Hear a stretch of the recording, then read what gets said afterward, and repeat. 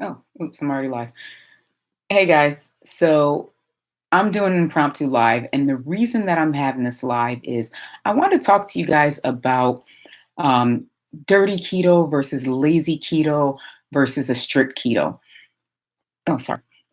I have so many people that ask questions about this, and I posted something about it on my Instagram account. And if you don't follow me on Instagram, it's Likas underscore shoot. What is my Instagram name? It's Likas Lekas underscore keto underscore life.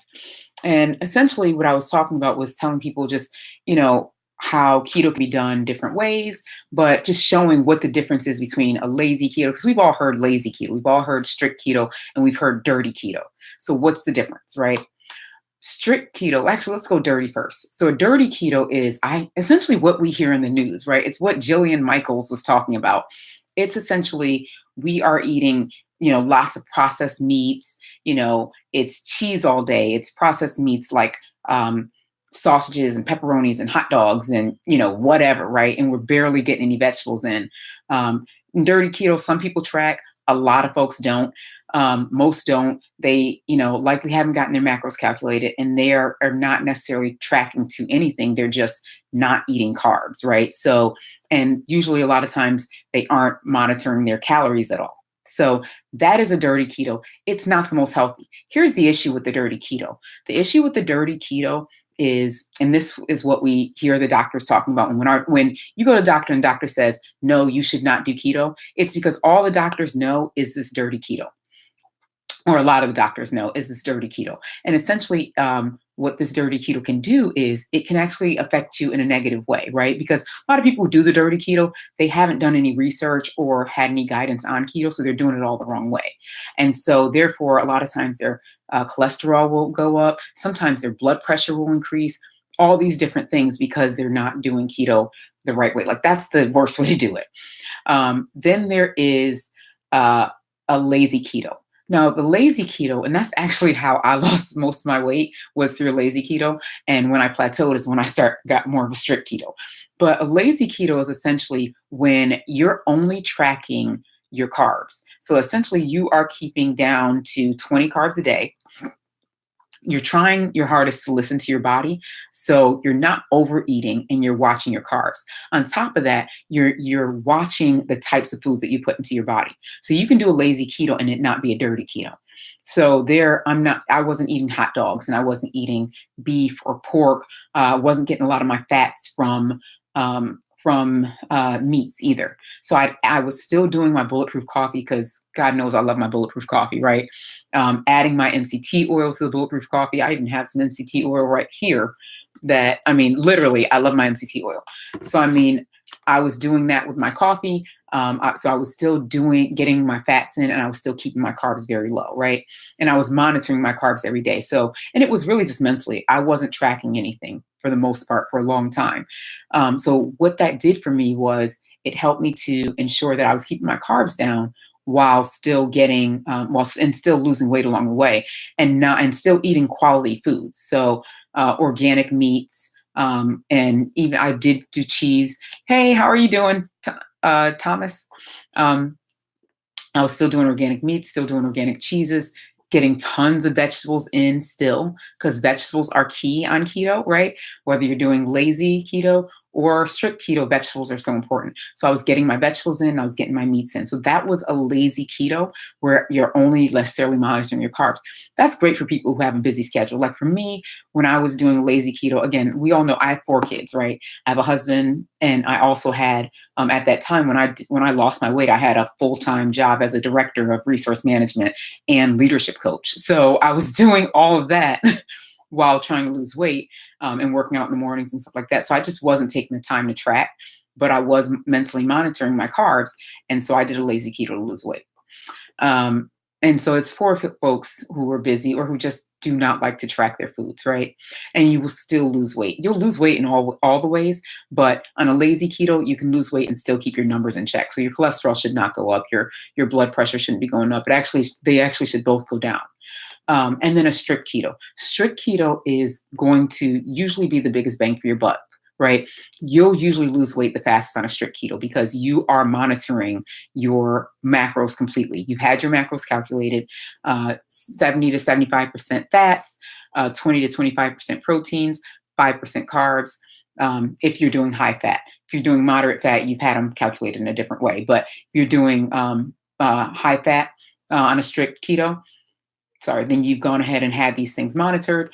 You've had your macros calculated, and you are eating to your macros. You are documenting everything that you put in your mouth, and on top of that, you are eating good foods, good healthy foods. So you're getting your vegetables in big time. So you're eating salads. You're eating zucchini noodles, which I love. You're eating cauliflower, buffalo cauliflower. Just things. You're getting your vegetables in and your nutrients in.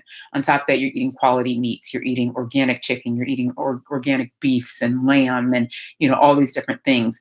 You may be eating some cheese and some full fat yogurt, but you are monitoring and counting, tracking everything that you're putting in your body. Like I still do protein powders, but again, I do organic protein powders, usually vegetable protein. And so but I'm tracking everything. Sometimes I'll do egg protein too. But anyways, you're tracking everything you put in your body. That is a strict keto. The reason why that one is actually you're getting the best bang for your buck in terms of weight loss is because you are monitoring your calorie intake as well. You're eating at a caloric deficit. Excuse me, I keep burping. You're eating at a caloric deficit while you are keeping your carbs low, right? Under 5%, usually under 20 grams of carbs. We say under 5%. You're getting your fat, right? You're getting your fat in and you're getting your proteins in. And you're starting high fat, right? The reason why high fat is a great way to start your keto journey is because you're less likely to cheat if you're eating high fat.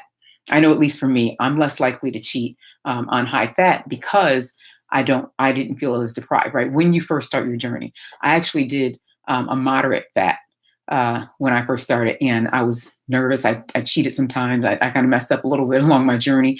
And I realized as I began coaching people that if I started them with a high fat keto and then we moved to moderate fat along our journey, then it would be the best bang for their buck, right? Because they are going to lose weight on the high fat, and they could continue with the high fat forever if they'd like.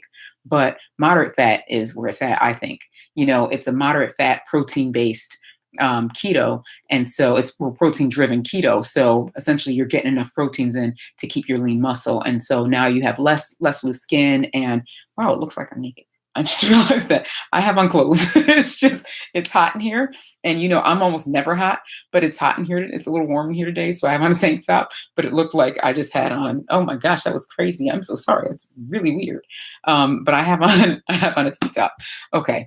Wow. But anyways, so yeah, you're monitoring everything that you eat, and you're going to lose the weight. Right. But yeah, the moderate fat, it's protein based. So you're keeping your lean muscle, and it really works well if you're working out and things like that too. So I'm a big fan of like a protein based, protein centric, moderate fat keto. But I do start my folks on a high fat keto. And the reason is because I want them to be successful. Going straight to a major caloric deficit with a moderate fat keto can be tough for folks. But on a high fat keto, the caloric deficit is not as drastic.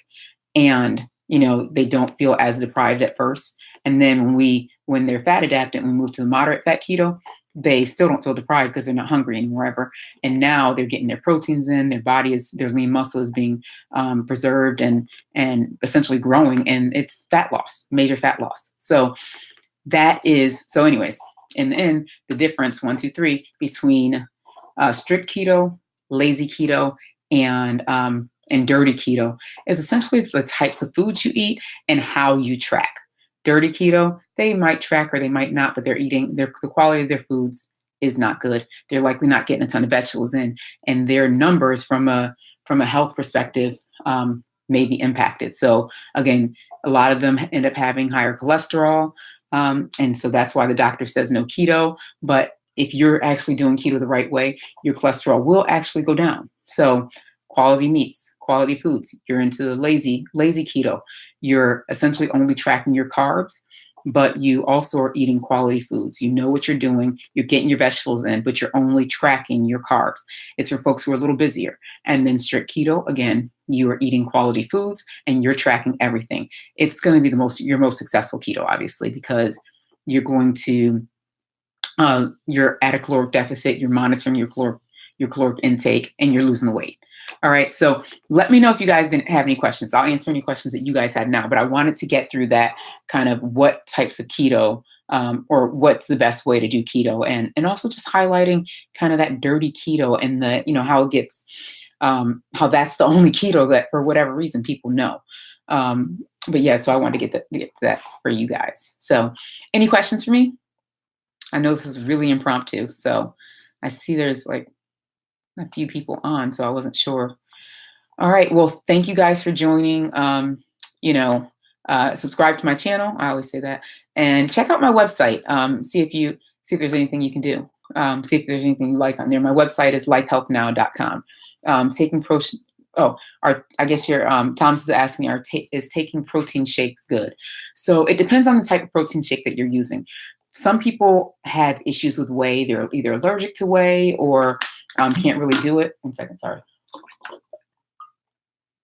Honestly, the best protein that I've seen is egg protein. And yes, you can do protein shakes on keto, but you have to make sure that they're low carb protein shakes. Like there's a lot of protein shakes that are actually higher in carbs than we'd like them to be. So I really like Garden of Life protein. It's a raw protein powder or something. It's made from vegetable proteins, and it's like 2 carbs and 20 grams of protein. So that's one that I really like. I also like egg protein. I'm not sure. I've tried a few different brands, but it's essentially an egg protein. It's going to be the most powerful protein. It's really going to help to nourish your muscles. So that's a really good one. And of course, there's like Quest and all the other ones that do whey protein. Quest has a good low carb protein as well. But you want to make sure that whatever protein that you're doing on keto, that it is going to be low carbs, because I've seen folks make the mistake of getting or what is it? Orgain. I think it's like Orgain protein. And I think it's Orgain, something like that. Orgain, though the protein powder may be a good one, I hear it's tasty and it's got a good protein, a good it's a good process, the way it's made and things like that. But it's really high in carbs, like 19 carbs or something like that. I think might have been like somewhere between 7 and 19 carbs. I can't remember exactly how many carbs it was, but I remember it was too much for what I was doing. So I don't do that protein. I essentially stick to Quest, Garden of Life, and then an egg protein. And I kind of dabble in between those. I also do collagen as my protein sometimes. So organic beef collagen is always a good plus for protein as well. So those are the protein options that I use. And of course, I also still eat meat and I do eggs. But if you're vegan or something like that, you might want to think about definitely the Garden of Life is a vegan protein. And it does not have soy in it. That's another thing. I don't do soy. So if I was when I do become a vegan one day, I'll still be a keto. I'll still do keto, but I'll be a keto vegan, keto inspired vegan.